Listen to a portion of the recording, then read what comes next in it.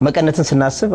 ቀጥታ የሚመጣልን ሴቶች ናቸው ሴቶች ነው የሚጠቀሙበት ይሄንን እዚህ መጽሐፍ ላይ ሁሉም ታሪኮች ላይ ማለት ይችላል ጎልተው የሚታዩ ሴቶች አሉ እነዛ ሴቶች መቀነትን አጠበቅን ብለን ስናስብ እንግዲህ ላላይ ትርጉምን ሳይሆን በስተዋቂነት ሰው ጉልበትን ኢነርጂን ውሳኔን ጥንካሬን የሚያመላክቱ ፍቺዎች አሉ መወለድን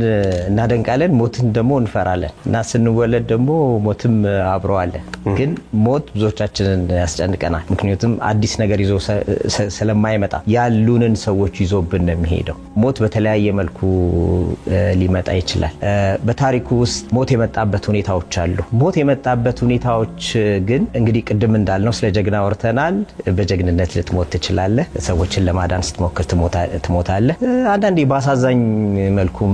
ልጅም ሲወለድ የሚሞቱ ሰዎች ይኖራሉና ሞት ባሳዛኝ ሁኔታ የሚመጣበት ገፍቶ የሚመጣበት ሁኔታ አለ እኔ የሰማሁትን እኔ ሴንስ ያደረኩትን እኔ ፊል ያደረኩትን አንባቢዎች በኔ ደረጃ እንኳን ማምጣት ባልችል ግን ጥሩ የሆነ እይታና ገለጻ መስጠት አለብኝ ብዬ ስለማስብ በዛ ደረጃ በጣም ገላጭ ሆነው አንባቢዎችን ታሪኩን ሳቋርጡት ሊይዙ እንደው ፔጁን ዝም ብሎ እየገለጡ እንዲያነቡት ነው የምፈልገው